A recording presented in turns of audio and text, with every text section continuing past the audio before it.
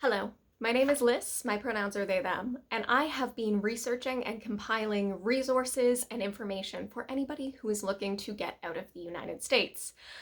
I am not an expert. I will say this repeatedly, and I implore you to never take me at my word. Always check the primary sources. I have shared them, and also make use of the free expert resources that are available. I work very hard to be as clear and accurate as is possible for a layperson. And I try and summarize what I found and share things so that you know where you can go and see it. But I still make mistakes. And I can still miss things, misinterpret a term, not see something that has been changed. If you ever realize that before I do, please let me know so I can fix it. The goal here is to save people some time searching online for the primary sources and to make people aware of the possibilities so they can look into it more and contact the free expert resources that are available for assistance. What I am trying to do is take on some of the preliminary labor needed at the beginning of the journey. The initial online search, looking for an elusive government webpage, combing through hours of results, looking for the resource you need. I'm safe here in Canada. I have the time, the skill, the resources to take on some of that for you, and you deserve the help.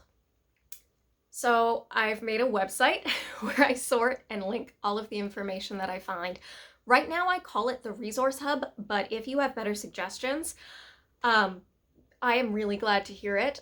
I never really broke the habit of naming things like a lab report and not the fun, clever titles some people come up with, the long, literal, descriptive ones. You can find the link to the website in the description, as well as the links to all of the primary sources that I talk about today. Any factual statement I make, you will be able to go and find the script, and in the script there is the footnote, which will bring you directly to the original resource. I encourage all of you to check the sources directly. My summaries are meant to help you identify what pieces may apply to you, what you may want to look into first, to make you aware of what's out there.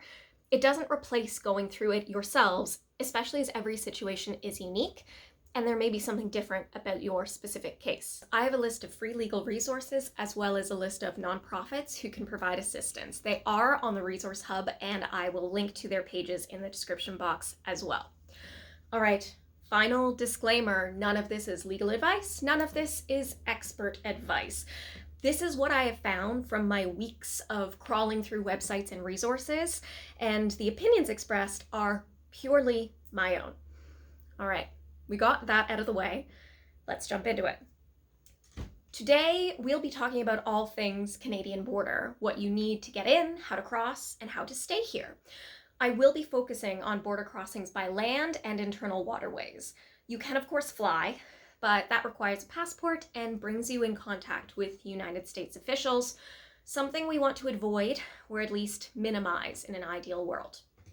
Because you aren't getting on a plane, there's no TSA, and you're only dealing with Canadian officials. We have our own rules and regulations and aren't impacted by the whims of the Trump administration.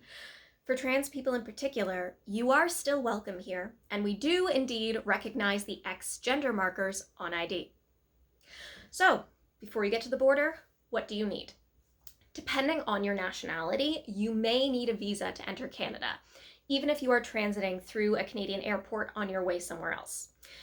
Immigration, Refugees, and Citizenship Canada, IRCC, is our federal department dealing with, well, all of the things in their name. I will sometimes use the acronyms for government departments because some of the names are very long and you don't have to worry about remembering which is which. The script for this video will be on the Resource Hub, and in the description box, I have the relevant links as footnotes throughout the text, as well as a glossary of the terms and acronyms that I'm using. So, Immigration, Refugees, and Citizenship Canada has a questionnaire online where you can see if you need a visa or an electronic travel authorization, an ETA. You need an electronic travel authorization if you are a visa-exempt foreign national traveling to Canada by air. It's electronically linked to your passport and is valid for up to 5 years or whenever your passport expires. You don't need one if you're coming by land or via waterways. It's only for air travel. When you look at the IRCC's questionnaire, you'll notice it has a list of travel documents to choose from. If you are a United States citizen, different rules apply to you when you're entering via land or internal waterways, so don't panic if you aren't able to get a passport. They don't advertise that you can gain entry without a passport because they prefer that you use one. It will likely take longer for them to decide on your admission without a passport, but you can still come in if you're eligible. When entering by land or internal waterways, U.S. citizens must carry official proof of citizenship, such as a passport, birth certificate, certificate of citizenship or naturalization, or a certificate of Indian status along with photo ID. If you are a U.S. permanent resident, you need both proof of your citizenship and proof of status in the United States, like a valid U.S. permanent residence card. According to the US government, children 15 and under do not need photo ID. They only need proof of citizenship. There is no mention of this anywhere on the Canadian websites that I can find. So while it is likely true, I do suggest you bring what identification you have or can get. And if that's not possible, I recommend you double check with either a professional, or you can also ask the Canadian Border Service Agency, CBSA, directly. They have an online client support contact form for non-urgent inquiries, and for time-sensitive questions, you can contact them by phone, toll-free in Canada and in the United States. They may want to verify that the child you have with you is indeed the child listed on the birth certificate. They are always vigilant regarding missing children or potential abductions, including parental child abductions. Anyone under the age of 18 is considered a minor in Canada, and there may be additional entry requirements in addition to the same rules which apply to any other visitor. If a minor is traveling without their parents or legal guardians, if they are traveling alone, if they are traveling with only one parent, if they're traveling with a legal guardian or adoptive parents, all these cases have different requirements, which you can find on the IRCC's webpage on minor children traveling to Canada. The page also describes the different requirements for different circumstances, such as if there is shared custody, if you have sole custody, or if a parent is deceased. While we're on the subject of travel documents, I want to talk a bit about passports. We know there's a significant risk to non-binary and trans folks renewing or applying for identity documents.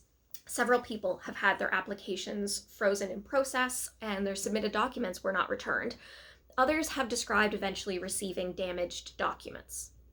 I've heard one person describe being turned away when they tried to renew an identity document other than a passport.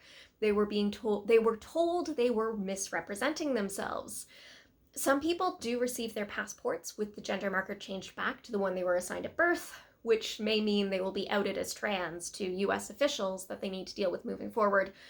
Again, I recommend entering Canada by land or water so you can avoid US officials, even if you're traveling elsewhere. You can fly out from one of our airports and only deal with Canadian officials and Canadian laws. That being said, I do think it is worth the risk to apply for a passport if you can afford one. Having a passport allows you to enter countries aside from Canada, countries where you may have an easier and faster time getting a work or resident visa.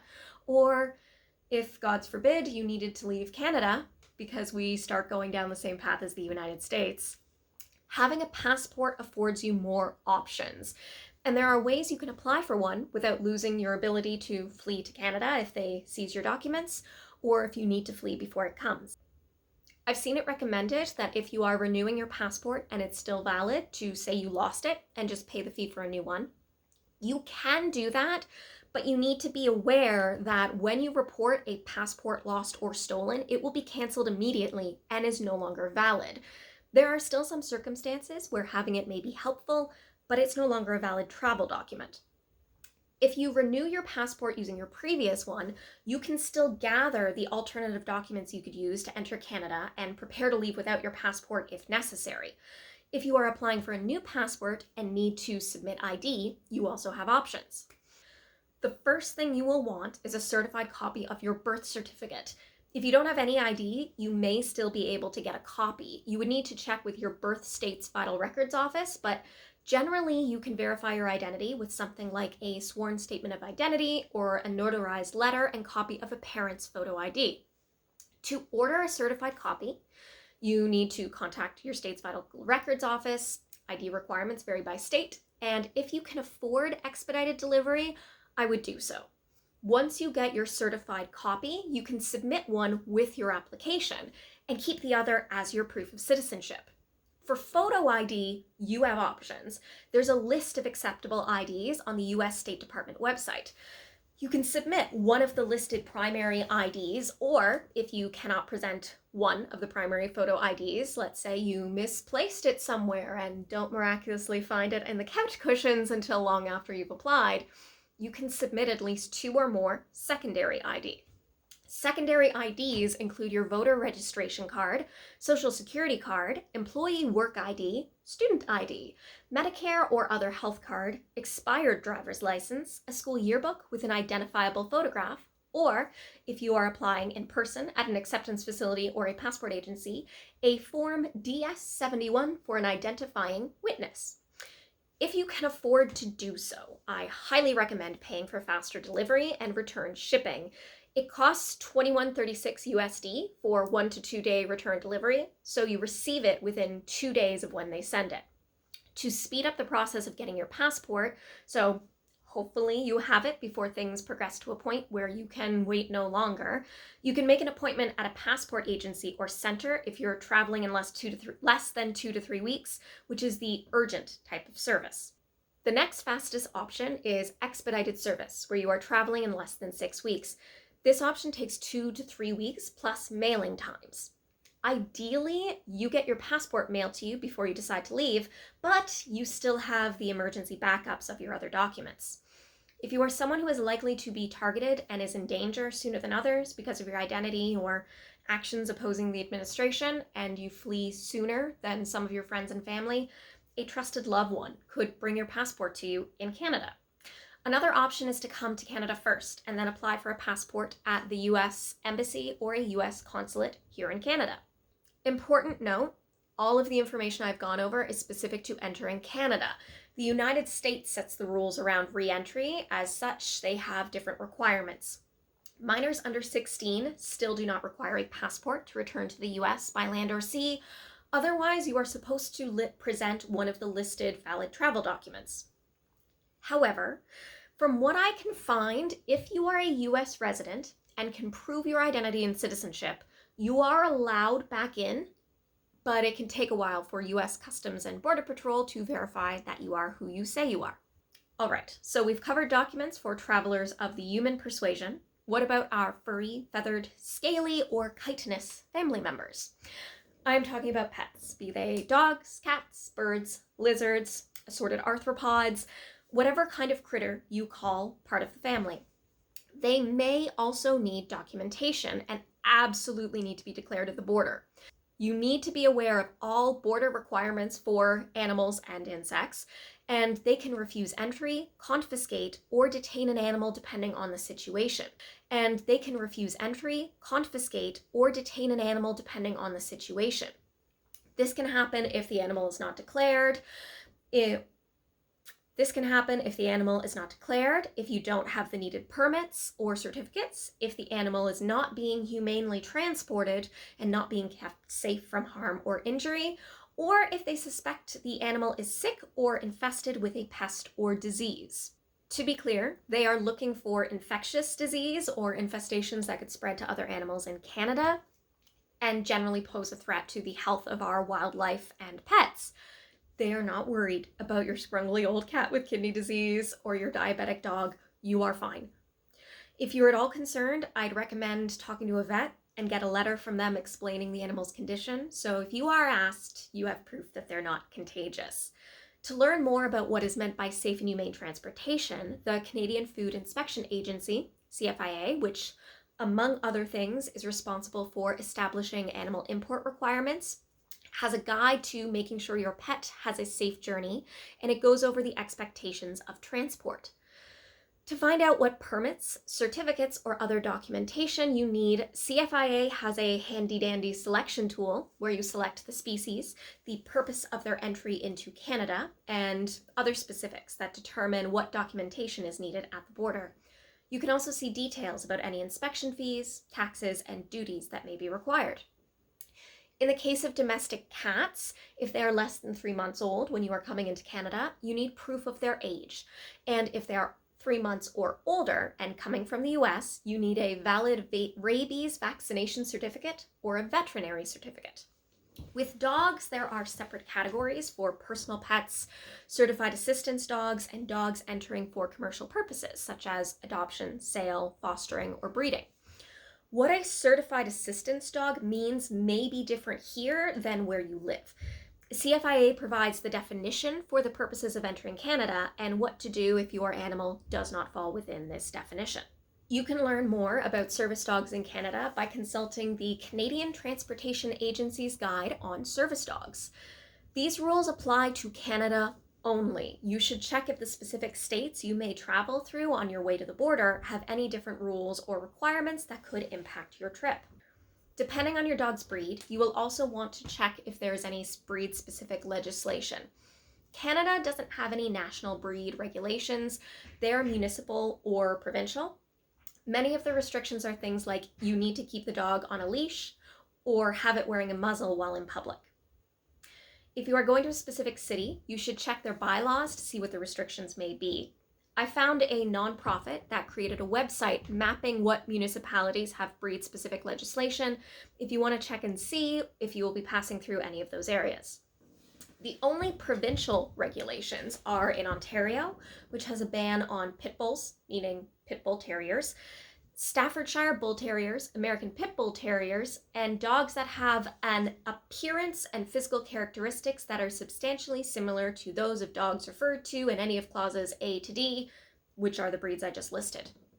There is one city that has a total ban, which is Winnipeg, Manitoba, which prohibits American Pit Bull Terriers, Staffordshire Terriers, and American Staffordshire Terriers. Import permits are required for all turtles and tortoises entering Canada. The CFIA tool gives specific requirements. Among them is that the application to import has to be completed and submitted at least 30 days before importing. For other reptiles and amphibians, the CFIA tool spits out a response saying amphibians and reptiles kept as pets or purchased for import as pets are not permitted entry into Canada. Don't panic. The very next sentence explains that CFIA doesn't regulate the import of amphibians and reptiles, excluding turtles and tortoises, as per the Health of Animals regulation. But that if you plan to bring an amphibian to Canada, you should contact the Canadian Wildlife Service. They have an email address for general inquiries and a toll-free number if you would like to speak to someone directly. You could also contact the CFIA's General Inquiries email or phone number. It's found at the bottom of their webpage under the Questions section. If your animal is one of the ones that has import requirements, you can find a more comprehensive list using the Automated Import Reference System, AIRS. It's a drill-down menu where you narrow down the specifics and it advises you on what you need to come into Canada.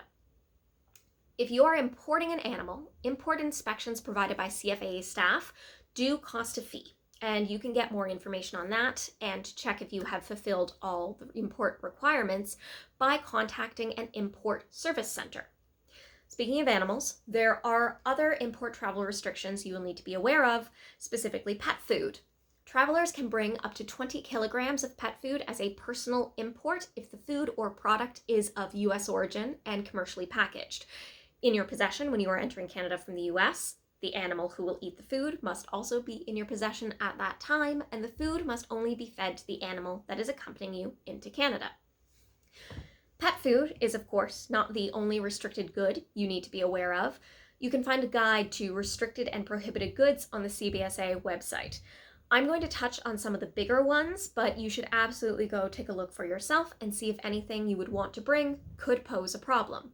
To start us off, firearms and weapons. Canada is not the US. We do not have the same laws. What is legal on one side of the border may not be on the other side. You need to look at the Royal Canadian Mounted Police's firearms reference table to see if yours is on the list.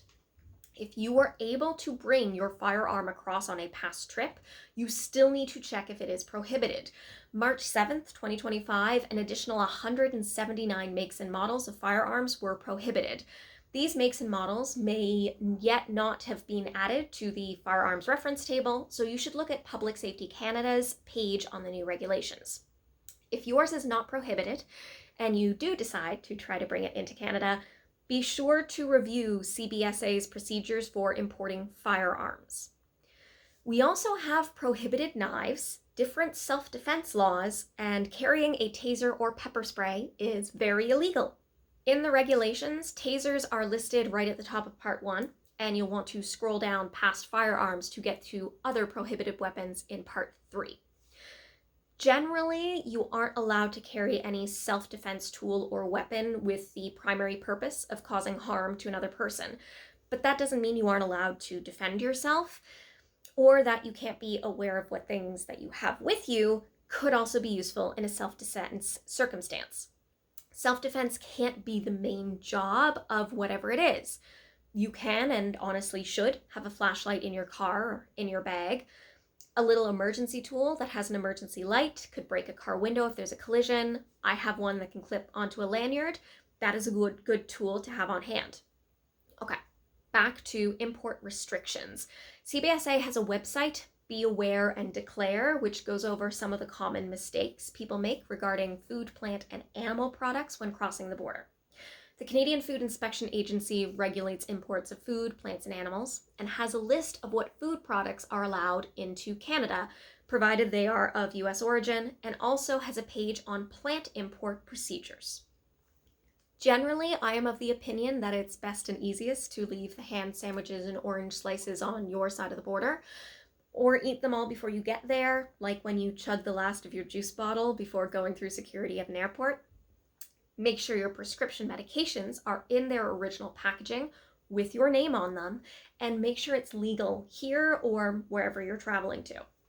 And finally, I cannot stress this enough, do not bring cannabis across the border. It doesn't matter that it's legal here. It doesn't matter that it's legal in the state that you came from. It is not allowed to go across the border, not even a small amount. Just don't bring any recreational drugs and or drug paraphernalia, and please double check that you didn't forget anything anywhere so you aren't unpleasantly surprised when a drug alert dog starts reacting. Okay, we're at the border. You have your paperwork. But if you are allowed in, is still at the discretion of the border officials. You may be found inadmissible to Canada. This could be for a number of reasons, including having committed a crime, such as driving under the influence of drugs or alcohol. If you are inadmissible because of a criminal conviction, you may still be allowed into Canada, depending on if you meet the legal terms to be deemed rehabilitated, or if you were approved for rehabilitation, or if you have a temporary resident permit. CBSA screens everyone coming across the border into Canada, and the amount of scrutiny you get can vary. Maybe they will search your luggage, maybe they'll want to interview you. Most often you're asked a few basic questions and then sent on your way. They are on the lookout for signs that you may be breaking the law or that you intend to break the law. This includes our immigration laws. If they suspect you're likely to work or study without the proper permits or stay past your allowed time in Canada, you may be denied entry.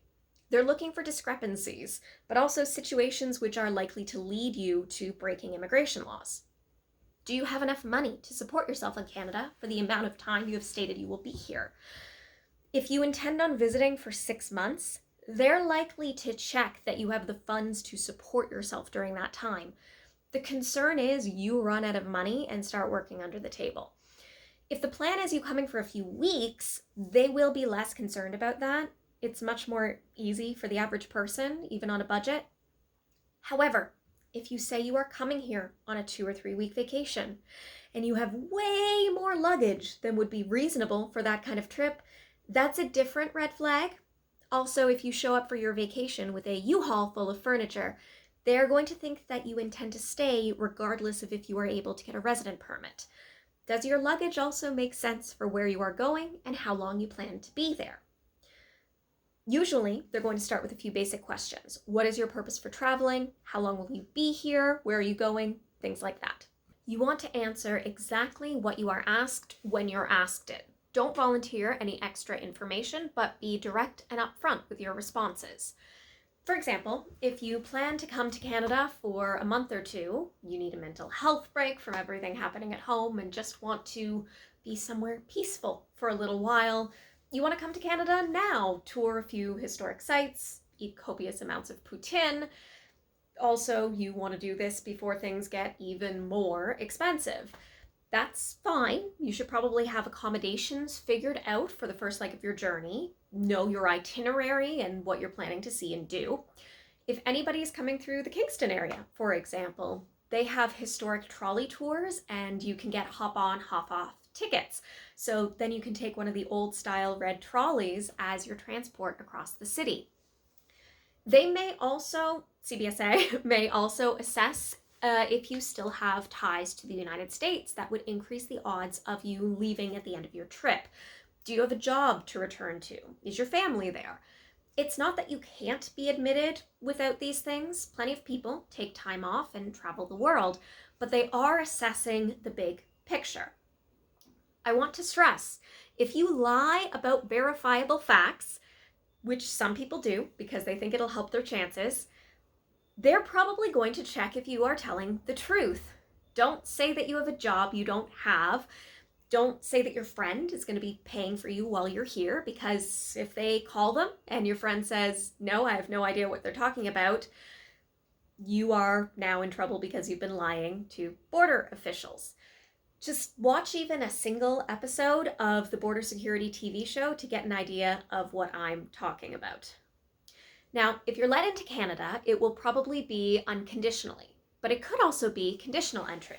If that happens, you're basically told that you need to present yourself back at the border by a certain date, and they mark that you've left on time, and you're good. There's nothing keeping you from re-entering Canada, and also, you don't have to go back to the US. Canada only cares that you exit our country. We don't care if you go back to the States. So if you were allowed in for 2 weeks, and during that time you decide you don't want to go home, it's not safe anymore, you decide to fly to a different country and apply for a work permit while you're there, you can plan and set that up while you're still in Canada and fly out before your deadline. Let's say you're let in unconditionally. If you're an American citizen, you are allowed to stay here as a visitor for up to 6 months. Even if the plan was originally to be on vacation for 2 weeks or a month, if the dumpster fire smoldering south of the border, either figuratively or literally, bursts into a raging inferno and it is no longer safe for you to go home, it's okay. You're safe. You have not hurt your chances of being able to get a permit in Canada. You can also choose to extend your stay for up to the 6 months without notifying anybody. You've done nothing illegal. People travel places and decide that they want to stay all the time. So don't be afraid of coming for a visit and things shifting, and you are absolutely allowed to adjust your plans. Even if you aren't ready to relocate yet, maybe you're planning to move here in a few months, maybe you're in the process of getting a work permit, you may still want to come here for a visit. It might be a good idea for you to check out different cities where you were thinking of moving. See if you like it. Maybe you'll change your mind about where you want to be. If that's the case, you don't need to be concerned about things devolving while you're here. You can still regroup and come up with a plan safely on this side of the border. The overall point of this is you are allowed to change your mind and extend your stay. They don't want you to be thinking about that when you cross the border, but they can't read your mind and you aren't considering anything illegal. Just don't work or study illegally and leave when you are no longer permitted to be here. This brings me to another important aspect of crossing the border, and that is your digital devices. CBSA has the right to examine any and all goods that cross the border, including your digital devices, anything that you have with you. A digital device is anything capable of storing digital data, cameras, laptops, smartwatches, your phone, USBs, what have you. They will ask the password if the device is password protected, and you do need to tell them the password if you want to get into Canada and also if you don't want to risk your device being detained or seized. The key detail with the searches of your digital devices is that they only have the right to search the physical device and the data that is directly stored on it. They don't get to search your entire online presence. When you hand over your devices, they disable the network connectivity. On your phone, that would be putting it on airplane mode. They don't have access to any social media data that is not on the device, to your banking websites, any emails not stored on the device. If you have an email that you log into through a browser, none of the emails are accessible on the device itself. They can't see those. If you have TikTok, they can see the direct messages stored locally on the app by your device, but if you don't have TikTok on your device, they don't get to look at it at all. If there is something you don't want them to see, delete it off your device, move it to somewhere stored online. Do remember to check your deleted files and your browser history. If you want to see what's accessible on your devices, you can try turning off network connectivity and seeing what you can find. Remember to check your devices for anything that, while it wouldn't cause a problem with respect to you entering Canada, you maybe still don't want them to see. Any spicy photos, any draft fan fictions that you aren't comfortable with anyone else looking at, weird medical photos of a mole in an unfortunate place that you're documenting for your doctor, just take a gander, consider removing them. The CBSA officers don't want to see it either. They're at work. It's really just a public service for everyone's benefit if you check and see what you may have forgotten on there. Also, don't have anything that could give the wrong impression, even if you're joking. Don't have any photos or references to recreational substance use, references to crimes, or anything that could give the impression that you are planning to move, work, or study illegally, even if you're not going to. They don't always check these things. They don't always do this. There will be a reason, but that reason could be that your general conduct seemed like you were very nervous and that you might be hiding something. If you're about to say, well, you won't act suspicious, you have nothing to hide, congratulations, you likely don't have the specific flavor of anxiety where you feel like maybe you've done something wrong and you've just forgotten. Or maybe you probably don't have a neurodevelopmental disorder that impacts body language, eye contact, and social cues. Or you don't have a nervous system condition where sometimes your body randomly decides that your heart needs to start racing right now, and then suddenly you're sweating profusely and having heart palpitations as you roll up to the window to CBSA. My point is, even if you have nothing to hide, things happen. They might decide to check you anyway. It's really just vibes. If they ask to conduct a search or if they want to ask you more questions, don't panic. It will just take a while longer, but you aren't breaking any laws, so worst case, you get turned away and then you go stay in a quaint border town on the US side while you make new plans. You may have noticed I keep talking about legality, and I will continue to do so. There is a good reason for this, which I cannot stress enough. Crime should not be plan A, plan B, or plan C. Not when you have potentially viable and much safer legal alternatives, where if they fail, it doesn't limit your other options moving forward. It will make it much harder for you to get into any other country or get a work permit if it is on your records that you've already violated immigration law or that you broke import law. Look into and pursue the lower risk options and see if that works out first. I'm not suggesting that you should do crime, but in terms of harm reduction, crime should never be your first, second, or third plan. If you get caught and you get deported back to the US, you are now in the hands of US officials, which is what we are wanting to avoid in the first place.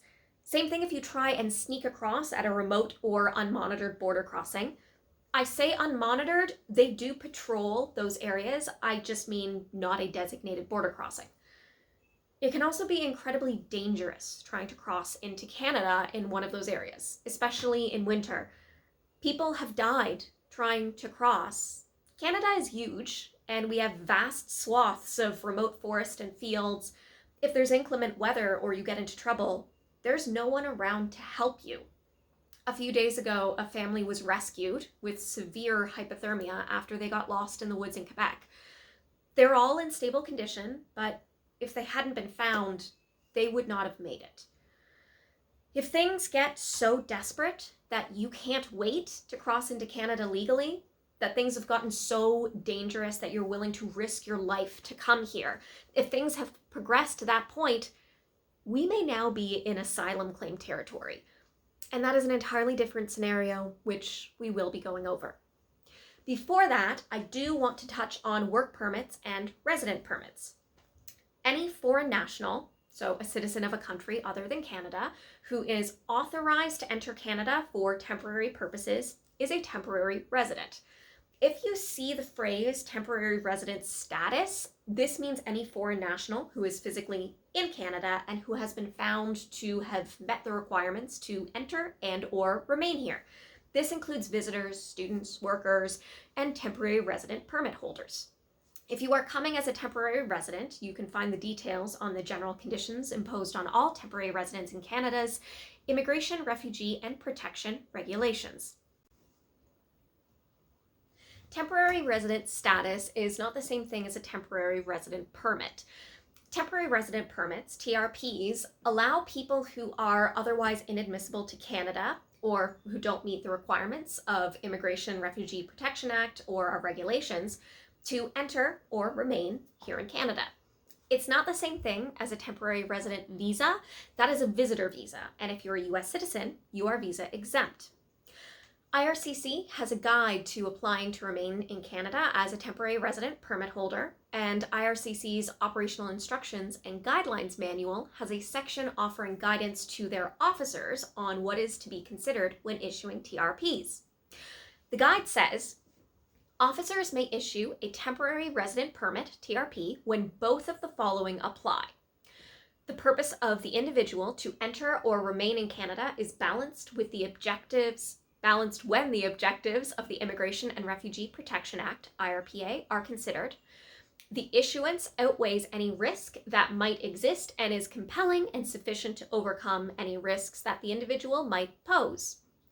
By officer, they don't mean police. This guidance is specifically for IRCC and CBSA staff and is referring to their border and immigration officers.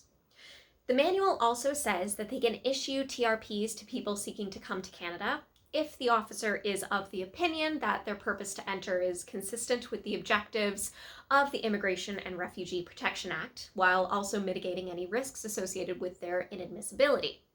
To be issued a TRP, you have to be either inadmissible under the Immigration and Refugee Protection Act, subject to a report under subsection A44(1), or reportable for a violation of the Immigration and Refugee Protection Act. To be given a temporary resident permit while already in Canada, it has those same criteria for being ineligible, with the addition of being ineligible for restoration of status as being one of the possible criteria. And subject to report under subsection A44(1), it's just a section in the Immigration and Refugee Protection Act about preparation of a report. It's an officer who is of the opinion that a permanent resident or foreign national who is in Canada is inadmissible may prepare a report setting out the relevant facts, which report shall be transmitted to the minister. So with respect to the objectives of the Immigration and Refugee Protection Act, it lists objectives specific to immigration and to refugees. I'm not going to read all of them. I have it linked, but to give you an idea, some are to see that families are reunited in Canada, to recognize that the refugee program is in the first instance about saving lives and offering protection to the displaced and persecuted, to enrich and strengthen the social and cultural fabric of Canadian society while respecting the federal, bilingual, and multicultural character of Canada, and to support the development of a strong and prosperous Canadian economy in which the benefits of immigration are shared across all regions of Canada. As you can tell, it's pretty broad, and from what I can understand, it serves as a mechanism where, for either practical or compassionate reasons, people who otherwise would be ineligible to be in Canada are allowed to come here or stay. TRPs aren't the first option. They aren't guaranteed, but they can be offered if the officer feels it's justifiable under the circumstances. So this should also not be a plan A, B, or C, but it is a possibility. And fortunately, the same experts and free community-based resources who can inform you if a TRP might even be possible are the same people who can advise you on other kinds of permits. You don't have to figure this out alone.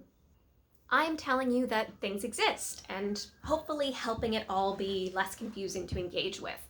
So then you can feel more confident in researching options, contacting available supports. The worst thing that can happen if you get a free legal consultation or free advice and support from a nonprofit is that you're told that something isn't actually an option for you. At least then you know, and they will very likely be able to point you in a better direction or refer you to people who are more equipped to help with your specific circumstances. Forward movement, even when you're crossing off options, is still movement. You're still narrowing down what is possible and what path you will want to take as you keep moving forward. We've covered temporary resident permits. Let's move on to work permits. Application fees start at 155 Canadian dollars. Spoilers for the asylum section. Asylum seekers, you get to apply without a fee. There are two categories of work permits: employer-specific work permits and open work permits. There are requirements that apply for all work permits, regardless of what kind and from where you're applying, like prove to an officer that you will leave at the end of when your work permit expires and not be a danger to Canadian security. Anyone can apply for a work permit from outside of Canada. You can apply in advance, and while things process, you could try and get to a safer state close to the border, go to another country temporarily, especially if you can get a short-term visa there easily, or you can come to Canada as a visitor. Visiting in advance could be a good idea anyway. Come vacation here, check out some of the provinces that you were thinking of moving to. Just be sure to bring all of your essentials, all your paperwork on the off chance that things change and you can't safely return. There are some work permit programs where you need to be outside of Canada to apply. The one I've seen is the Global Skills Strategy. They aim to process eligible work permits applications within 2 weeks. This seems to be an employer-based work permit. I have to be honest, this one still somewhat boggles my mind. It seems that you need to be getting the Innovation Stream employer-specific work permit. And the Innovation Stream permits are for people with a job offer from an employer participating in the Global Hypergrowth Project and who also have a job in a highly skilled occupation. I will be going over what a highly skilled occupation means later. Right now, for this specific program, there are 8 firms listed as participating. It looks like they're in agricultural, chemical technology, digital commerce, a pharmaceutical company, software companies, medical imaging technology, a biomarker-based medical testing, and something to do with AI and customer service automation. This is all very niche, so I'm not going to delve any deeper into that, but I do have the links if you think that that could be a fit for you. So employer-specific work permits are based on already having found an employer. If you go take a look at the specifics, you'll see that the application may need a labor market impact assessment. Your employer is the one responsible for getting that, not you. Open work permits allow you to work for almost any employer in Canada. There are a few restrictions. There's a list of employers who are ineligible because they previously didn't comply with conditions. And your open work permit can't be used for certain spicy varieties of employment. Open work permits are for specific situations, such as if you have applied for permanent residence in Canada, if you are a dependent family member of someone who's applied for permanent residence, if you are the spouse, common law partner, or dependent child of a low or high skilled worker, are the spouse or common law partner of an applicant of the Atlantic Immigration Pilot Program, are a refugee claimant, a protected person or their family member, or are a temporary resident permit holder. There are many different work permit programs, so I'm just going to go over some of them. There is a new home care worker immigration pilot program. The status is listed as coming March 31st, 2025. This does require a job offer from a full-time home care job, but that could be from a private household or from organizations hiring full-time workers to provide short-term or occasional home care. You need at least the equivalent of a Canadian high school diploma. have 6 months of recent and relevant work experience or a related caregiving training credential, and have to meet a minimum level of proficiency in French or English. When the pilot first opens, they are starting with the Workers in Canada stream, so you will need to already be physically in Canada when you want to apply when it first opens. Your employer won't need a labor market impact assessment, and it is a one-step immigration process that gets you permanent residency. There's an overnight camp counselor work permit program specifically for working overnight summer camps. For some of you, this could be a good temporary measure while you work on more permanent options. There are express entry programs, which are paths to permanent residency. There's the Federal Skilled Worker Program, the Federal Skilled Trades Program, and the Canadian Experience Class. When you initially apply to any of those three, you're creating a profile and being entered into a pool of candidates. They select a certain number of candidates in rounds, and they have a threshold for how many points you needed from the comprehensive ranking system, CRS score, that you did as part of your profile. You also need to check your job rating in the National Occupational Classification, NOC's categories. It looks at training, education, experience, and responsibilities, tier. To qualify for any of these programs, your skilled work experience must be in one or more of the National Occupational Classification, NOC, categories, Tier 0, 1, 2, or 3. Examples of jobs within these tier categories, taken from the IRCC's websites, are Tier 0, management occupations, like advertising, marketing, and public relations managers, and financial managers. Tier 1 is occupations that usually require a university degree, like financial advisors and software engineers. Tier 2 are occupations that usually require a college diploma or apprenticeship training of 2 or more years, or supervisory occupations, like computer network and web technicians or medical laboratory technicians. Technologists. I don't know if there's a difference. I misspoke. I feel like if you do that job, you will know if there's a difference. Tier 3 are occupations that usually require a college diploma or apprenticeship training of less than 2 years or more than 6 months of on-the-job training, like bakers, dental assistants, and dental laboratory assistants. The Canadian Experience Class is for skilled workers who have Canadian work experience and want to become permanent residents. You need Canadian work experience in an occupation listed in one or more of the NOC Tiers 0, 1, 2, or 3. The Federal Skilled Worker Program is for skilled workers with foreign work experience and who want to become permanent residents. You need a work experience in an occupation listed in one of these NOC tier categories, Tier 0, 1, 2, or 3. And the Federal Skilled Trades Program is for skilled workers who want to become permanent residents based off of qualifications in a skilled trade. You need work experience in a skilled trade under select major groups of occupations in Tier 2 or Tier 3. There are other requirements specific to each. There's a questionnaire you can use to check and see if you're eligible. Through the National Occupational Classification, NOC tool, I tested the title cook, and I found that cooks like short order cooks and line cooks are Tier 3. In skilled trades, some of the jobs listed in the eligible major groups are machinery and transportation equipment mechanics, automotive service technicians, technical electrical trades and electrical power line and telecommunications workers, machinists, iron workers, welders, farriers, farm blacksmiths, locksmiths, pest controllers, fumigators, bicycle repairers, domestic sewing machine servicers, logging machine operators, water and waste treatment plant operators, and pulping, papermaking, and coating control operators. I'm going to leave the details of these programs for another video, and also I'm going to, in another video, go over how to use the National Occupational Classification website, because for all that it's called express entry, it's still a very long process.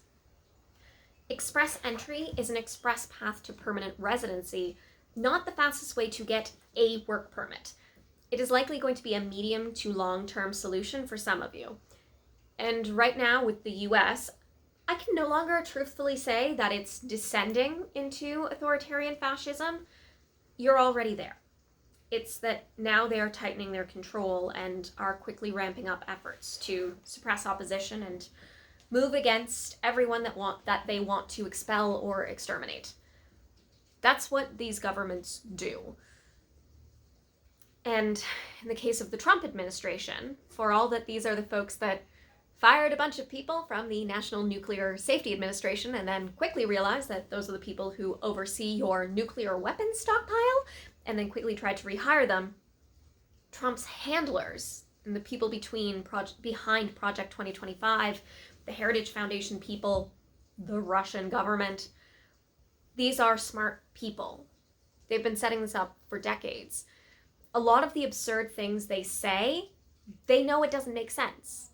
They don't care. It's propaganda designed to get people of a certain mindset to go along with things until it's too late. The Heritage Foundation has published an over 900-page document, The Mandate for Leadership, the Conservative Promise. It goes over their vision for America, and they are speed running through that checklist. Last Saturday, federal agents arrested a Palestinian student, a permanent resident with a green card, because he was one of the organizers of the Columbia University student protests against the extermination and acts of genocide in Gaza. So they've already escalated to permanent residence. They've established that one of the legal arguments they can use to criminalize trans people, they've snuck in that precedent while applying it first to trans people seeking visas, but the US code that they're citing, it applies to everyone. There is a whole other video and discussion there. I won't take the time now because we are here to figure out how to get you out. But my point is, for a lot of you, time is short. You need to start thinking about other authoritarian regimes. What happens to trans people there, to people who openly oppose the regime? How difficult it is to escape once they've established control over the population. Once a regime starts implementing movement restrictions, random checkpoints, actively searching for who they're targeting, it is very difficult to flee, especially when it's a country as big as the US. I've heard some people say that that won't happen because logistically it's too hard to control such a massive population, that the US has learned they can't hold a population against their will. These people are assuming much more resistance from the American people, which won't happen if they implement control under the guise of protecting the American people from some dangerous enemy. If people believe that they will still be safe, it's only foreigners, it's only trans people, or they're looking for enemies of the United States. If they buy into the propaganda and believe it's necessary to keep America safe, plenty of people will actively support it. And Trump has an entire cult worth of violent armed bigots itching to be his militia. His version of 20s Germany's essay, The Brown Shirts. He has the red hats. He's going to use them. And besides, even if Americans rose up and fought against this, and I'm not saying that you won't, it's just that by the time that happens and is effective, it will be too late for a lot of people. And trans folks are among the people who are always targeted first. I don't want any of you to be examples that stir the rest of the world into action. You need to get out of the US as soon as you can, or at least get closer to the border, or have a plan for when you need to flee immediately. And I do mean flee. You take yourself, your important documents, what you can carry, your loved ones and your pets, hopefully, and you take your chance. For some of you, there may be options internationally that are faster and easier, and they could be good interim options even if you hope to eventually settle in Canada. While settling abroad is not easy, I have found several accounts from trans people and LGBTQ+ people who have recently relocated, including people who are by no means wealthy. You can check out Alluring Skull on TikTok. They relocated to France less than a year ago, and she's now moving to Thailand after visiting and falling in love with the country.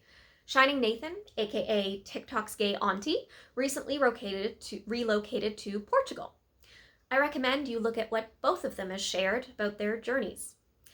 I also found an article about a trans man from the US, and he's sharing his story about moving to the Netherlands. He left in January of this year. He used a specific resident permit for US citizens starting a business or who want to work as self-employed artists. It's the Dutch-American Friendship Treaty. Aside from the general requirements that apply to everyone, you need to either trade between the Netherlands and the United States, or develop and lead the business operations of a business in the Netherlands, meaning you represent the business and have a key position, or you practice an independent profession other than working for or on behalf of government or in the healthcare sector, or you invest substantial capital into your business. In most cases, substantial capital means 4,500 euros, which right now is about 4,884 USD. If you are considering this, I highly recommend exchanging currency as soon as you can. So if the value of the US dollar crashes, you have already made the exchange and got more currency for your US dollars. I would say the same thing for anyone planning to come to Canada, even to visit.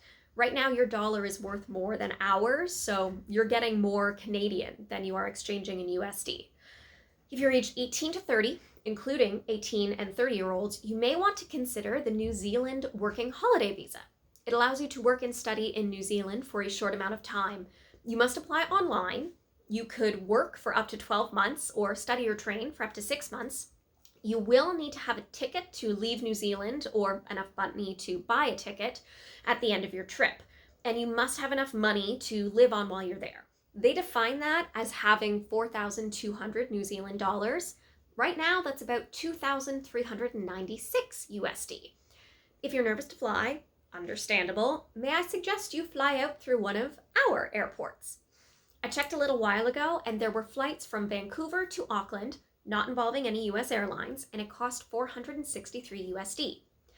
While this isn't an insignificant amount of money for most of us, it is potentially feasible for some of you, especially if you're basically selling anything you can't bring with you because you're fleeing for your life and your freedom. Right now, the processing time for applications is listed as 1 week for 80% of the applications. So if you're eligible and you think you can get the money together, this gets you out quickly and buys you a year to make longer term plans. I recognize that for a lot of you, you won't be able to travel abroad for one of the work permits that are easier or faster, relatively, than getting one in Canada. And maybe you can't afford to be here without work, even with the help of nonprofits and mutual aid. For more than a few of you, asylum will be your best and only option. If we're going to talk about asylum, we need to start with the Canada-US Safe Third Country Agreement. There has been so much misinformation going around about this agreement and about asylum in general. I have seen an alarming number of articles and websites online geared towards asylum seekers that make verifiably false statements about the process and eligibility, things that could put people in harm's way. To start, the Safe Third Country Agreement has nothing to do with American citizens. It does not apply to United States citizens. It never has. If we are talking about US citizens or stateless persons who are habitual residents of the United States, this agreement has no bearing on your asylum eligibility. The Third Country Agreement is about which of the two countries is responsible for any given refugee. Essentially, wherever anybody seeking asylum arrives first, Canada or the US, the country they first arrived in is the responsible party, with some case-based exceptions. In the European Union, there's something similar, the Dublin Regulation, which helps determine where an asylum claim should be processed. The Safe Third Country Agreement applies to refugee claimants who are seeking to enter Canada anywhere along our land border and international waterways, who enter by train, who have entered Canada between ports of entry, and have made a claim for refugee protection less than 14 days after entering Canada. Between ports of entry can also be called irregular border crossings. It's when you enter anywhere other than an official port of entry. It also applies to people who seek entry at airports, but only if they have been refused refugee status in the US and are in transit through Canada after being deported from the US.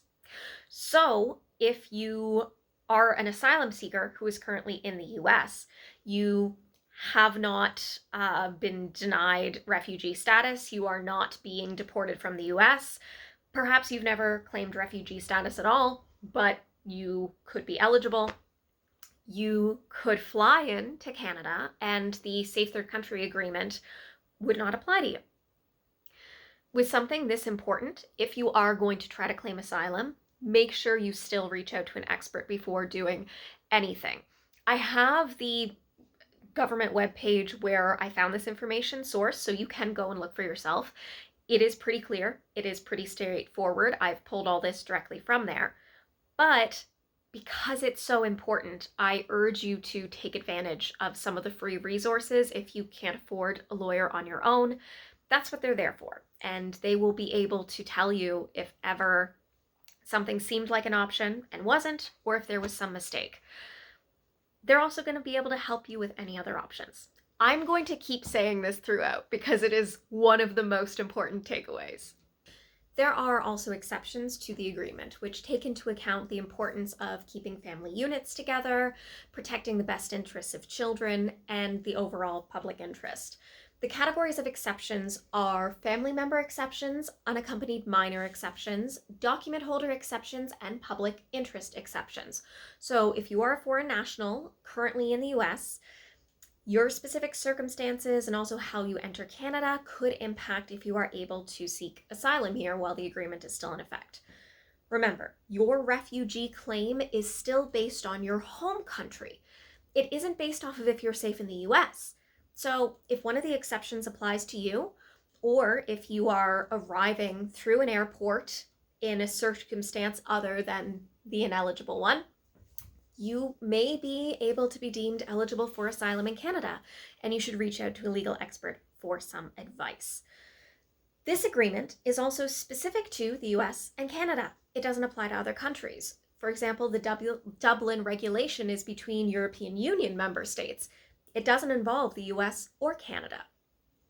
Article 2 of the agreement between the Government of Canada and the Government of the United States for cooperation in the examination of refugee status claims of nationals of third countries, which is the full name of the Safe Third Country Agreement. I can see why they don't use that regularly. It explicitly states that this agreement does not apply to refugee status claimants who are citizens of Canada or the US, or who, not having a country of nationality, are habitual residents of Canada or the United States. United States citizens and stateless persons from the US, you are not barred from pursuing asylum in Canada. It's just that historically, it's been rare for somebody's claim to be deemed eligible, let alone accepted. Before we get into those details, we should take a few steps back and talk about the basics of asylum. Claiming asylum means the same thing as asking for refugee protection. It's people who are fleeing for their safety because of a well-founded fear of persecution in their home country. Seeking asylum is often a long and difficult road, and if you are applying for asylum and are rejected, you do risk being removed from Canada and may not be able to return. So before you do anything, it's best to reach out for legal advice. There are some organizations that give free legal consultations linked in the description box and are also in the resource hub. You can gain asylum status in Canada if you meet the United Nations definition of a convention refugee, which is someone who has, quote, a well-founded fear of persecution because of their race, religion, nationality, political opinion, or membership in a particular social group. Or if you meet the definition of a person in need of protection, someone who can't return to their home country because they face danger of torture, risk to their life, or risk of cruel and unusual treatment or punishment. To be eligible to seek asylum, you must meet at least one of the two definitions. Each definition has different requirements. The introductory section of the Immigration and Refugee Board's legal resource, Interpretation of Convention Refugee and Persons in Need of Protection in the Case Law, lays out the definitions in more detail. You can make an asylum claim from within Canada, so once you're already in the country, using the Immigration, Refugee, and Citizenship Canada's online portal. IRCC's Refugee Claimants Guide can give you a basic rundown about how the system works and what you need to do. You can also claim asylum at any port of entry, meaning an airport, seaport, or land border. And the port of entry is considered to be in Canada for these purposes. When you arrive at the border and declare that you want to claim asylum, you will be interviewed to see if you meet the eligibility requirements to become an asylum seeker. This interview is not deciding if you will be granted asylum. It is to determine if you are eligible to begin the process to become an asylum seeker. If the border official determines that you are ineligible, you will be referred for removal from Canada. You aren't arrested. You haven't committed any crime. They will just make sure you get on a boat or a flight or a bus out of Canada. If you're a US citizen or a permanent resident and have driven up to the border yourself, you're already at the border. Once they've confirmed you are who you say you are and you don't have any active warrants, you haven't done anything wrong.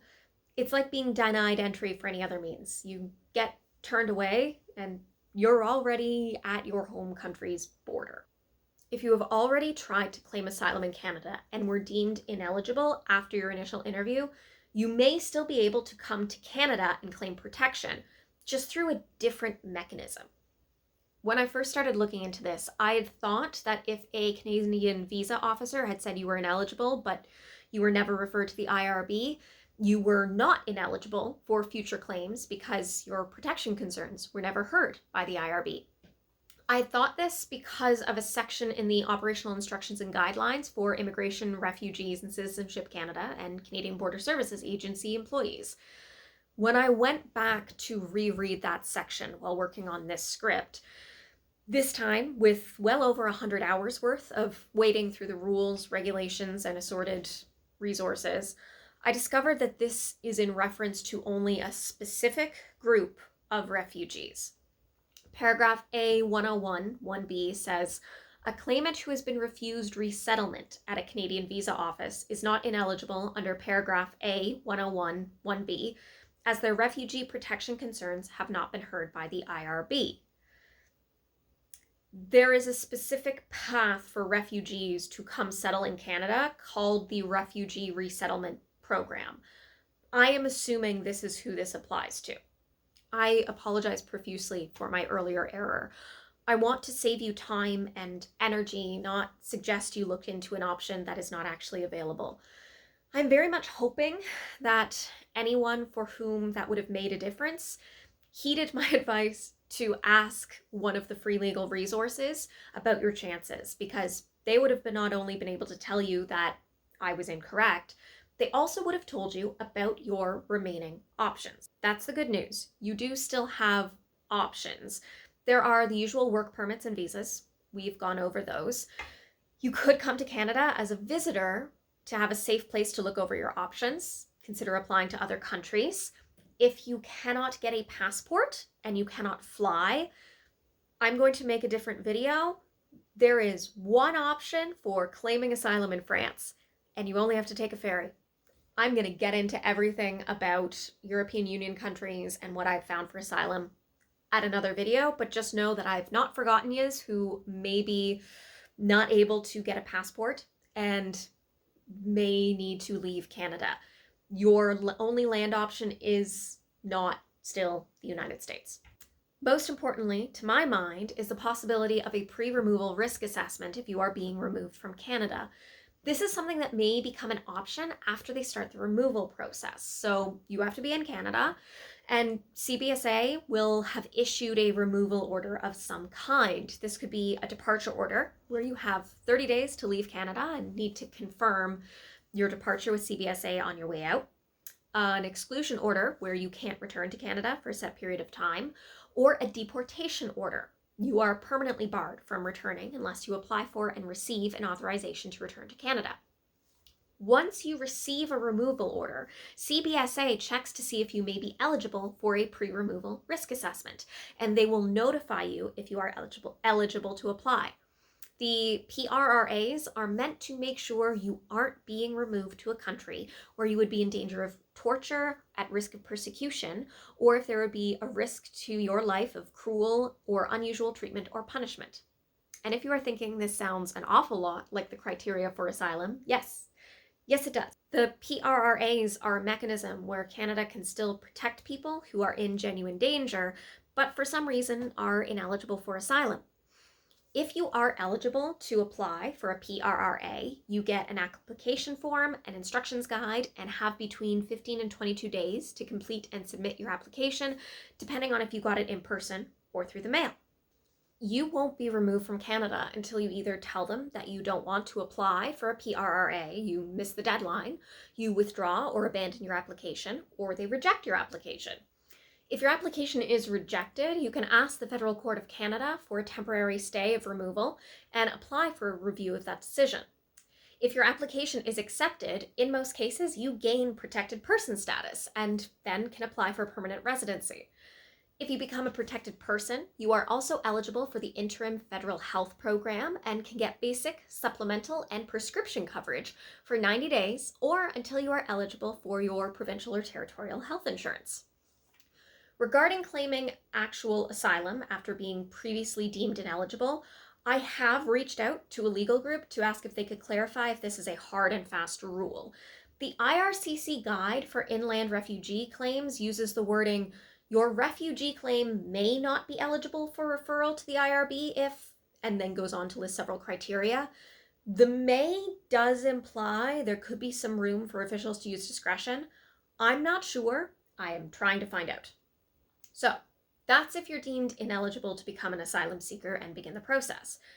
By the way, I have some resources linked in the description box to assist you in preparing for your eligibility interview and the asylum process.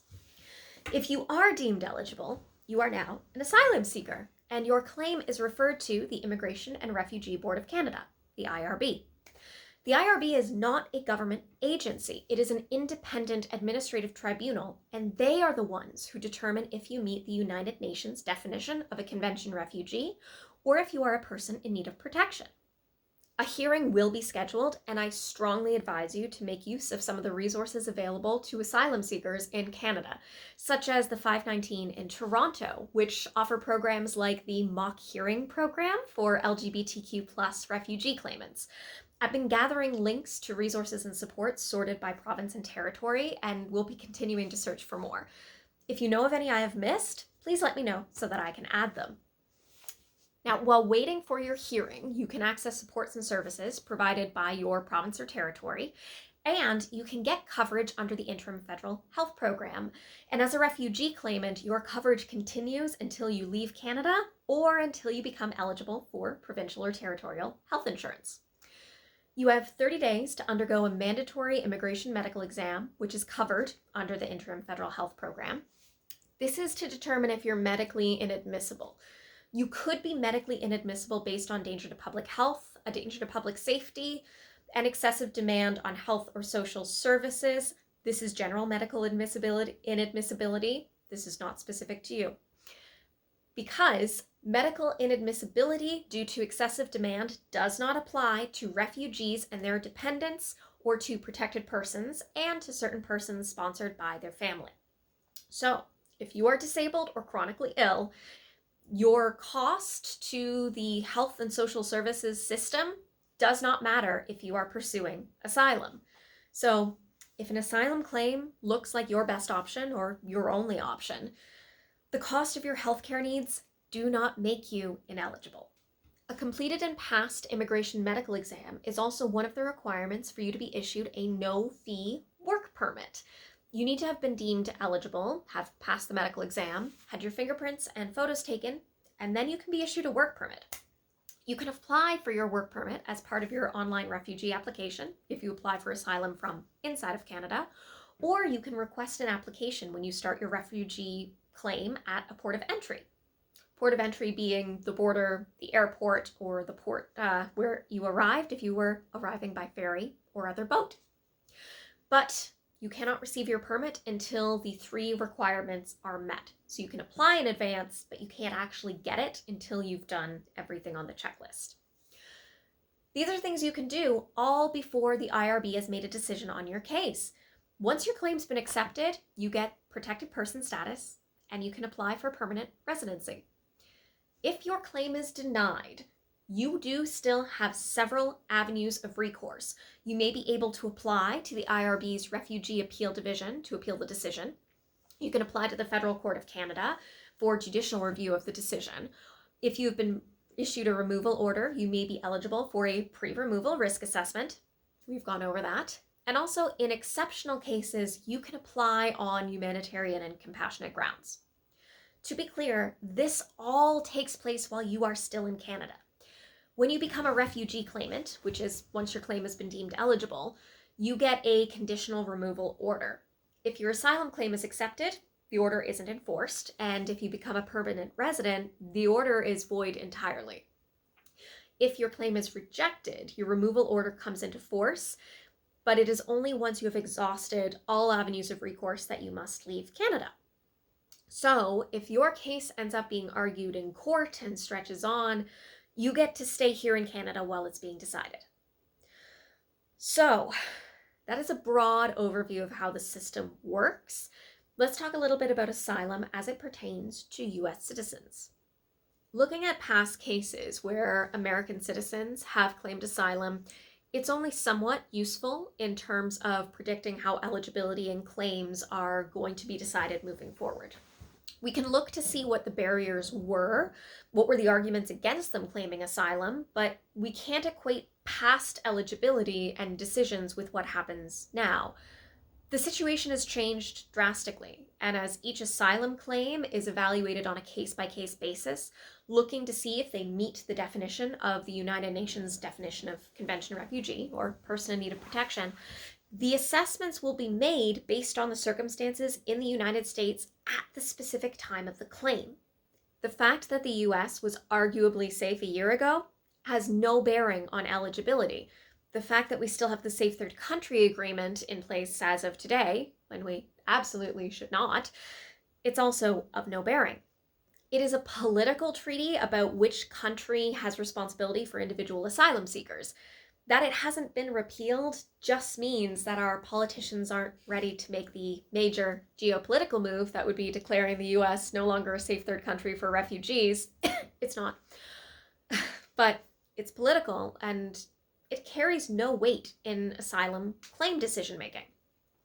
If we look to the recent past, there is the famous case of Daria Bloodsworth, a US citizen and a trans woman who claimed asylum in Canada back in 2019 and whose case is still ongoing. If you are watching this in the future, right now is March 2025. Batista Migration Law Group, a Toronto-based immigration law group with extensive experience advocating and representing 2S LGBTQ+ community members, has a post on their blog from April of 2024 discussing the chances of successful refugee claims by trans US citizens, if you would like to go and read directly the perspective of legal experts in this field. Their work isn't limited to 2S LGBTQ+ refugees, but they are incredibly involved and experienced. To give you a bit of an idea of their history and ties to the community, their founder, Justice Michael Batista, is the founding board chair of Rainbow Railroad, and the team provides legal support to local community organizations like the 519, the Committee for Accessible Age Treatment, and Egal Canada Human Rights Trust. So I would say their opinions and perspective carry a lot of weight in this specific case. Now keep in mind, their post was made in April of 2024, almost a year ago, long before any of the very alarming changes and federal level attacks on the rights of trans people began. In their blog post, they talked about how assessing internal flight alternatives, places where you can flee to within the United States, it remains hard for claimants to overcome. The idea is that if there is somewhere within your home country that you can flee to for safety, you aren't eligible for asylum. While I was doing my initial research, I found the most recent court judgment for Daria Bloodworth's case, a judgment made by a Canadian federal court, February 1st, 2024. Before I get into that, she's still in Canada, she has not been sent back, she is still safe from the nightmare happening south of the border. Okay, so the most recent court judgment actually goes over the previous decisions. Again, each claim is assessed on a case-by-case basis, but we can try and get some idea of what the main sticking points were at the time and consider if those circumstances are still the case now. I'm going to give you my non-expert, not a legal professional, just a person who's read the case, summary. In 2019, she made a refugee claim, claiming protection based on a fear of transphobic persecution, including by Americans, American society generally, and specific individuals. She feared she would be the target of threats and violence from specific individuals and stated that the police and U.S. justice system would not protect her. In 2019, the Refugee Protection Division of the Immigration and Refugee Board of Canada rejected her asylum claim on the basis that she had not rebutted the presumption of state protection with clear and convincing evidence. She was deemed not a convention refugee or a person in need of protection on the basis that operationally adequate state protection is available to her in the US. Please recall, this is 2019. So she then appealed the decision to the Refugee Appeal Division, RAD, which set aside the Refugee Protection Division's, the RPD's, initial decision, saying they failed to consider evidence and that she was denied police protection or investigation when she reported stalking and her fears of violence. They also said that they had not considered how her state's open carry laws, combined with general anti-trans hate on the rise in the US, could mean that she is perpetually vulnerable and at risk. So the RAD then conducted its own independent assessment, found she had experienced past persecution and considerable discrimination, and would face a serious possibility of persecution moving forward. The RAD's reason for their decision focused on her access to state protection against an individual's threats and her ability to relocate within the US to be safe from that individual.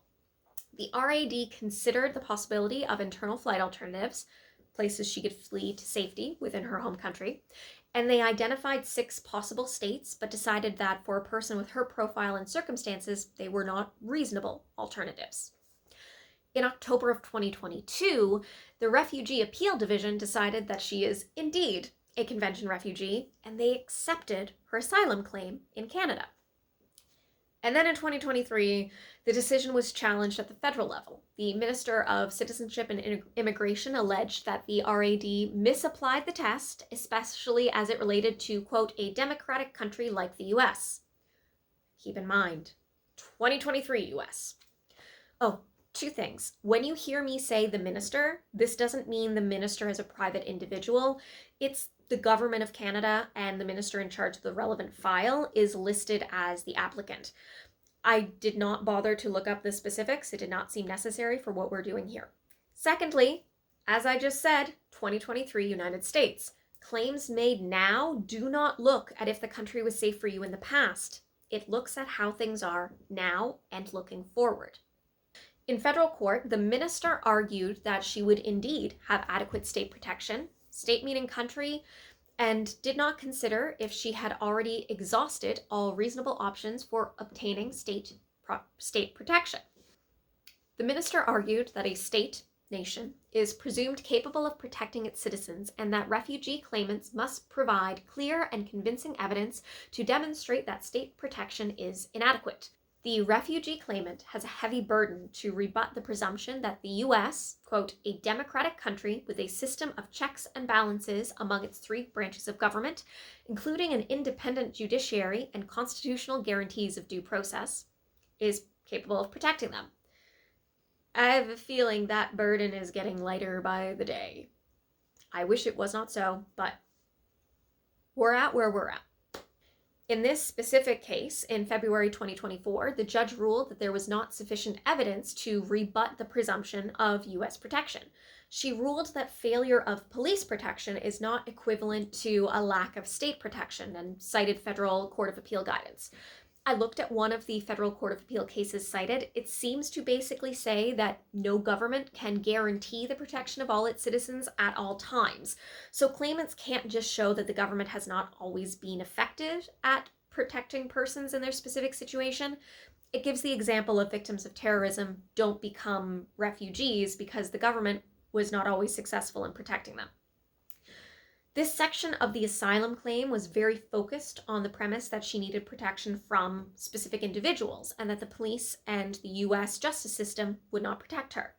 If we're looking broadly at trans Americans seeking asylum now, the situation is not necessarily that the state, the nation, would not protect them individually from harm. Nope.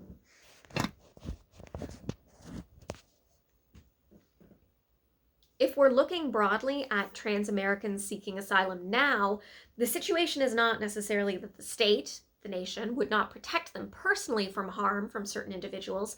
It's much broader now. The persecution is overtly coming from the United States itself. We're looking at the likelihood of being classed convention refugees, somebody who cannot return to your home country due to a well-founded fear of persecution based on race, religion, political opinion, nationality, or membership in a particular social group, which in this case is gender, in the current situation in the US. To be a convention refugee, you must meet all elements of the definition, but personal targeting is not a requirement, according to the interpretation of convention refugee and person in need of protection in the case law posted to the IRB's website. Chapter 3 of this document goes into how cases have interpreted persecution, and Chapter 5 goes over what is a well-founded fear, if you're interested in seeing what can be meant by that. I say all of this to encourage people who may have assumed that they would never have the option for asylum to re-examine those assumptions, look at their circumstances, and consider reaching out to an expert resource for some advice. Personal, non-expert opinion, I could see the families of trans minors having a decent argument already. What with the ban on gender-affirming healthcare for minors and the ban on allowing trans kids to have their identities even mentioned in schools, much less be allowed to openly socially transition, it's well established that gender-affirming care saves lives. And the suicide rates of trans kids is well documented. Especially if a family has existing medical documentation of the importance of affirming care, both social and medical, to the health and well-being of their child, that plus the clear persecution of trans kids could possibly be enough for an asylum claim. I encourage any parent or guardian of a trans child who may not have other options to get their child out of the US to at least reach out to one of the resources and get their expert opinion. I have heard from one family who was deemed eligible at the border and is awaiting a hearing, although we don't know yet what the tribunal will say. And as it's different people doing the interviews and there's sometimes compounding circumstances, this is not to say that everyone else would be considered eligible, just that it's worth looking into. Anyone else watching this who is not trans, while the examples I'm using are specific to trans folks, the basis of the arguments will be similar for any group of people who is being targeted by the Trump administration in a similar way that they are targeting the trans community. They are absolutely going to go after the rest of the LGBTQIA+ community. They're going to go after disabled people. They are already going after people who are open in their support of Palestine. As you see similar laws and executive orders come into place targeting you the same way they're targeting us, it becomes a similar situation for you. So when they make being gay illegal, or when they classify it as a mental illness and forcibly institutionalize people based on their identity, when they start trying to put disabled and chronically ill folks in the wellness farms that we know are absolutely labor camps, the details will be different, but the things I'm going over will still broadly apply, and they may be useful to you. Back to the court judgment. In addressing internal flight alternatives, IFA, they said that the refugee claimant has the responsibility of proving that internal flight is not a viable option, and it needs to pass one of the two IFA tests. The first looks at if the claimant would face serious possibility of persecution or risk of harm in the proposed internal flight alternative. The second asks if it's unreasonable in all the circumstances for the claimant to relocate to the proposed IFA. The judge said that the RAD's IFA findings was based on the second test, that it would be unreasonable for her to move. The judge gave precedence showing that the second IFA test requires concrete evidence of conditions that would jeopardize the claimant's life and safety. The judge said, of the examples of places suggested for relocation, the RAD used generalized evidence, didn't consider government supports, and didn't look enough into her circumstances. The judge decided the RAD made reviewable errors that rendered the decision unreasonable, and the matter will be sent back for redetermination. What this means is that her case is going back to a different refugee appeal division board for redetermination. The case isn't over. It's still not decided. What can we take from all this? The barrier of internal flight alternatives was when the laws attacking trans folks were state-based. And here I mean individual states in the US. I'm sorry, your country name does make this a little bit more confusing. Now there are executive orders targeting trans folks that apply federally. And we see them manipulating existing laws to criminalize our community, and there will soon be new laws on the books. There is no longer a safe place in the United States where you can flee and find protection. Certain states will try and resist, and they may buy people a little bit more time, but it still isn't safe. Before anyone says that executive orders are just wish lists and that they don't mean anything until they're made into law, we know that's not the case. They are putting these orders into effect immediately, regardless of if it's even legal to do so. Look at how fast they're dismantling the U.S. Agency for International Development, USAID. They started early February. It was February 3rd, Elon Musk said Trump agreed to shut down the agency. Over 600 employees were locked out of the computer system overnight. USAID staffers were being questioned by people with visitors badges who may or may not have been part of Doge. Shutting down USAID like that is not legal. If the president wants to transfer, abolish, consolidate, do anything like that to a government agency, they have to submit a reorganization plan to Congress, and Congress considers it and decides. It's Title V, U.S. Code 903, reorganization plans. I looked up USAID's website. I used DuckDuckGo. I don't know if that makes a difference. But the link to its gender equality and women's empowerment page shows up in the search results, but clicking it, it just says not found. The main website link does go somewhere. A single page instructing employees on how to obtain their personal belongings from the office buildings. They will have one opportunity during a designated date and time, and there's the notice putting personnel on administrative leave. USAID staff have been ordered to shred and burn classified documents and personnel files. Acting Executive Secretary Erica Y. Carr emailed them and also told them to meet in the building's lobby on Tuesday for an all-day disposal event. I won't go any more into what the administration is doing. That's not what this video is for. But I think this speaks to my point, that the executive orders are acted on. They are a real and tangible threat. Doge, by the way, is just a thing they made up. A department Trump and Musk decided would exist. It's not an official government department. Those have to be established by Congress. So, I think I've taken up nearly enough of your time.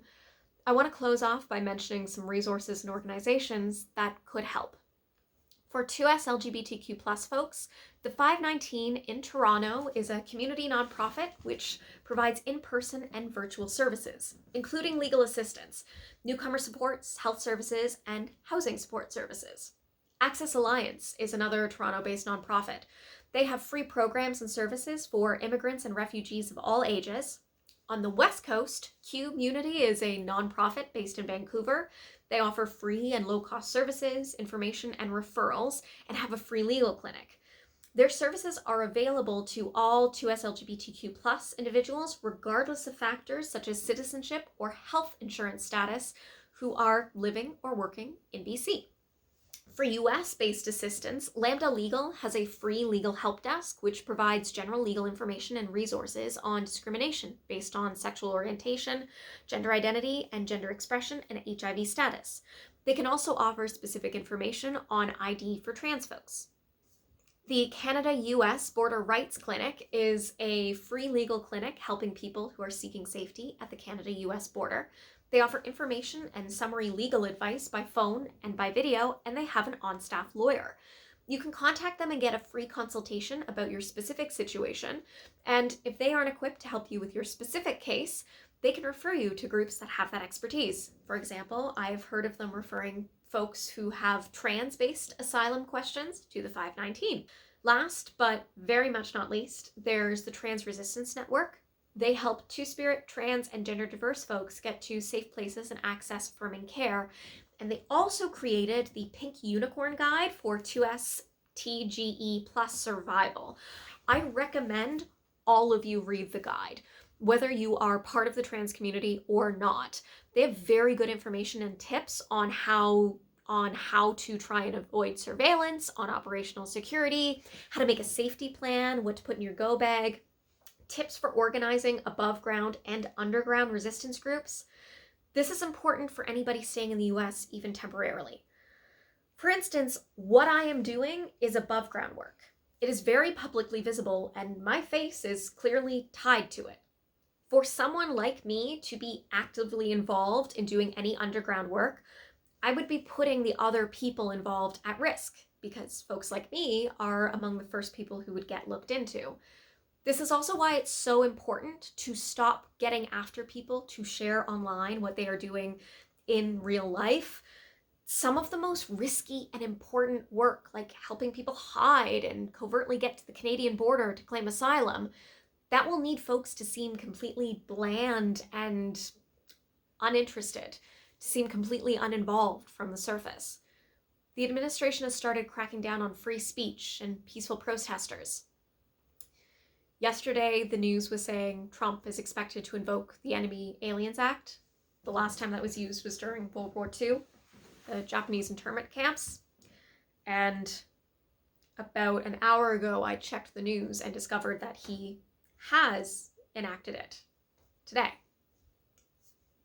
So in the time since I typed this up and when I'm filming it, he's already moved ahead with the executive order. George Takei, you may know him as Sulu from the original Star Trek. He's spoken and written extensively about his experiences. He was 4 years old when his family was forcibly relocated to a prison camp. You can read about his experiences, hear firsthand from somebody who's lived it.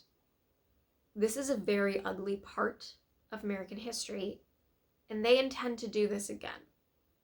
So, in closing, I hope this has been helpful, maybe given you a place to start. Anyone thinking things can't get that bad in the US? Yes, it can. Places are safe until they aren't. No place and people are immune, not the US, not Canada either.